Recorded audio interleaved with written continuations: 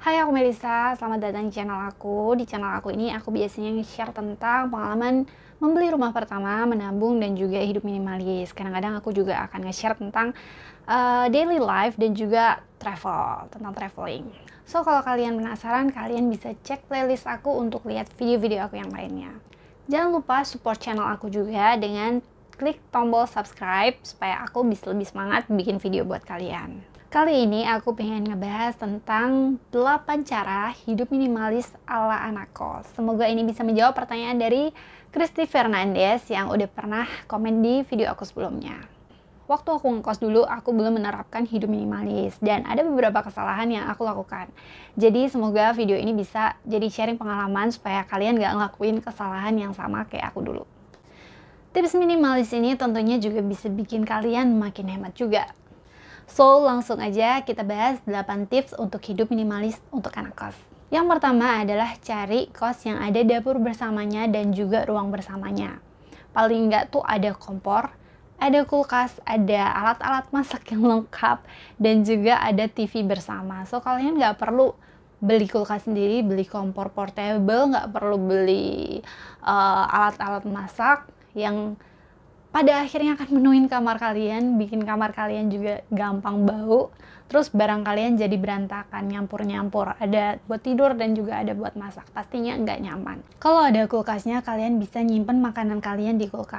Kenapa kulkas ini penting? Karena kadang-kadang kalau kita order makanan online, itu kalau kita belinya sekalian agak banyak, itu ada diskonnya. Jadi kalian bisa beli untuk seharian atau untuk sampai besok sarapan pagi, tapi kalian simpen di kulkas. Pas mau makan tinggal dipanasin. Selain itu, untuk ruang bersama paling enggak kalau bisa ada TV-nya supaya kalian bisa sharing nonton TV bareng-bareng, kalian bisa sosialisasi di sana juga, punya teman baru, jadi kalian nggak cuma di kamar aja. Dan punya TV bareng-bareng ini, kalian juga bisa patungan bareng-bareng untuk langganan TV kabel atau Netflix, Disney Hotstar, dan lain-lain, terserah kalian. Kalau kalian semuanya pada setuju, so lebih hemat kan. Yang kedua, beli pakaian yang fungsional jadi bisa dipakai ke kampus, atau kalau misalnya kalian ngekosnya kerja juga yang bisa dipakai sekalian buat kerja. Aku ngerti banget ketika sekarang itu banyak banget racun belanja pakaian, outfit segala macem yang fashionable, yang seru dan sebagainya. Jangan cuma ngikutin fashion tapi modelnya terlalu unik, terlalu aneh dan terlalu terbuka, mungkin yang ujung-ujungnya bakal kalian pakai sekali dua kali atau jarang-jarang kalian pakai, jadinya cuma menu-menuin lemari kalian. Yang ketiga, beli barang karena kualitas dan bukan karena murah aja. Ini jadi masalah aku banget. Zaman dulu aku suka banget barang murah karena aku dulu di Jogja. Jadi di Jogja itu banyak banget barang-barang kayak tas atau sepatu yang murah, tapi modelnya lucu-lucu juga. Tapi yaitu kualitasnya sebenarnya buruk dan dia kayak gampang banget hancur ketika kehujanan. Mana dulu kan aku masih naik motor. Jadi ya kayak gitu, sepatunya nggak bertahan lama. Nggak ada salahnya cari tas atau sepatu yang brandnya udah ternama dan kualitasnya terjamin daripada kalian beli tas-tas yang atau sepatu yang belum terjamin. Lebih baik punya satu tapi berkualitas daripada punya 5 tapi nggak berkualitas. Dan jangan lupa untuk selalu pastiin size-nya itu pas buat kalian. Kalau sepatu itu kalau begitu dia udah nggak enak, mau diapain juga nggak bakal enak. Jadi aku nggak mau rugi dengan udah beli tapi ternyata salah. Jadi aku sukanya beli di online store yang bisa ditukar. Jadi ketika dia kekecilan atau kegedean tinggal aku ganti aja. Kalau kalian bingung, bocoran aja. Aku sukanya belinya di Zalora karena di sana bisa ditukar. Bahkan untuk tukar model lain juga bisa kalau misalnya sepatu kalian itu ternyata nggak muat dan ukuran di atasnya lagi nggak ada. Jadi kalian bisa tukar model yang lain, brand lain, itu nggak masalah. Fasilitas retur ini kalau nggak salah sekitar 7 hari atau 14 hari sejak barang diterima. Asal semuanya masih lengkap. Jadi kalau misalnya kalian terima barang jangan langsung dibuang bungkus-bungkusnya, simpen dulu. Kalian coba dulu, kalau ternyata nggak pas langsung tukarkan atau kalian pilih-pilih lagi untuk kalian ganti model yang lain.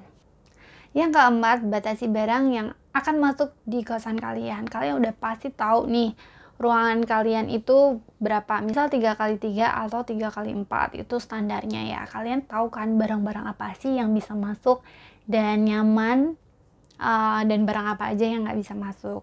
Misal nih kalian pengen beli rak atau beli meja belajar atau mungkin bin bag buat santai, kalian ukur dulu, kalian pastiin bahwa ukurannya pas. Aku sendiri selalu punya meteran, dari dulu tuh aku selalu punya meteran, jadi kalau misalnya aku mau beli barang itu selalu aku ukur dulu ukurannya seperti apa, masuknya enak apa enggak, aku mau taruhnya di mana itu aku udah pasti tahu.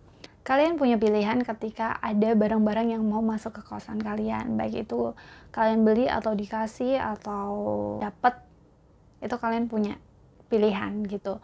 Untuk barang-barang seperti souvenir, kalian juga bisa memutuskan untuk kalian menerima barang tersebut atau menolak secara halus. Setiap 3 bulan sekali kalian juga perlu lakukan decluttering barang. Gimana caranya? Kalian bisa lihat di video aku sebelumnya.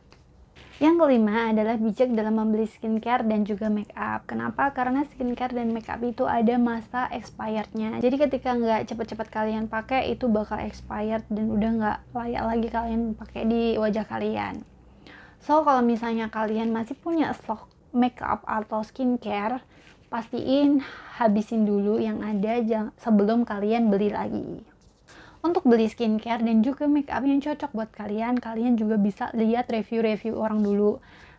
Menurut aku nggak ada salahnya sih lihat racun TikTok, racun Shopee dan sebagainya, itu nggak ada salahnya untuk mastiin ketika kalian pengen beli barang sesuatu. Tapi bukan karena pengen coba-coba aja ya, tapi ketika kalian bener-bener ketika kalian butuh dan kalian siap beli, baru kalian lihat mana sih yang kelihatannya paling cocok. Misal di situ ada skincare untuk kulit berminyak, untuk kulit yang berjerawat parah dan sebagainya. Kalau sekiranya ternyata kalian nggak cocok sama kulit kalian, atau kalian nggak suka shade-nya, kalian nggak suka warnanya, atau ternyata kalian ya kalian kurang cocok, biasanya kita bakal jarang pakai.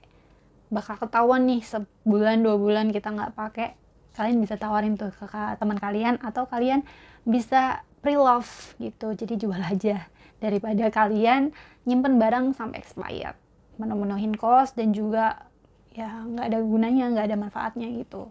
Pasti kalian juga bakal sayang kalau buang. Jadi sebelum itu menjadi expired, sebelum itu udah nggak layak pakai, kalian kasih dulu ke orang atau kalian jual. Cara yang keenam adalah pakai sampai habis atau sampai rusak. Jadi barang apapun sebelum itu rusak, sebelum itu expired, kalian jangan beli lagi. Jadi belilah barang secara sadar ketika kalian benar-benar butuh, barang lama kalian udah rusak, barang lama kalian udah nggak layak pakai, barang lama kalian udah habis, atau kalian butuh barang baru yang kalian memang belum punya dan kalian benar-benar butuh. Yang ketujuh, buat kalian yang suka banget baca buku, kalian bisa langganan buku secara online. Jadi kemarin itu aku nyobain di Gramedia Digital, itu ada aplikasinya. Kalau nggak salah per bulannya itu cuma 50.000 dan kita bisa download buku sepuasnya untuk kategori non-fiksi. Kalau aku sendiri lebih suka buku-buku non-fiksi ya. Aku kurang suka kayak novel-novel gitu, aku kurang suka. Tapi kalau kalian suka yang kayak novel-novel, itu juga ada. Kalau nggak salah kalau untuk novel juga 50.000 per bulan, tapi kalau untuk dapat akses keseluruhan baik non fiksi dan fiksi itu kalau nggak salah sih lebih murah ya, cuman aku nggak tahu pastinya. Kalian bisa cek di Gramedia Digital. Jadi aku bisa baca buku senilai lebih dari 500.000, banyak banget yang udah aku baca, tapi aku nggak perlu ngeluarin sebanyak itu, cukup ngeluarin 50.000. Jadi ini hemat banget, dan juga pastinya kita nggak perlu menemuin kamar kita sama buku-buku baru gitu. Yang kedelapan adalah pisahkan file-file yang udah kalian tumpuk-tumpuk sampai banyak. Nah ini biasanya anak kuliah sih yang punya kayak gini, itu file-file tugas, file-file laporan, file-file buat pengajuan skripsi biasanya banyak banget dan ditumpuk-tumpuk. Misal di situ ada catatan dari dosen kalian, kalian bisa foto aja atau kalian buat notes apa aja yang harus diedit, dan kalau udah diedit pastinya yang lama udah bisa dong dibuang, atau mungkin yang terbaru nggak perlu dibuang dulu, tapi yang lama-lama bisa dong dibuang. Yang pasti jangan disimpan sampai bertumpuk-tumpuk banyak, karena kalau udah banyak banget itu kita pasti makin malas buat bersihnya, buat milah-milahnya lagi. So itu dia 8 cara yang bisa kalian lakukan untuk minimalis ala anak kos. Kalau kalian suka video ini, jangan lupa kasih like. Kalau kalian ada tambahan, kalian bisa masukkan di kolom komentar. Kita bisa diskusi di bawah sana. Dan jangan lupa share video ini ke teman-teman kalian, ke keluarga kalian, pacar kalian, atau siapa aja. Subscribe channel ini supaya aku bisa lebih semangat bikin video lagi. Sampai jumpa di video aku berikutnya. Bye!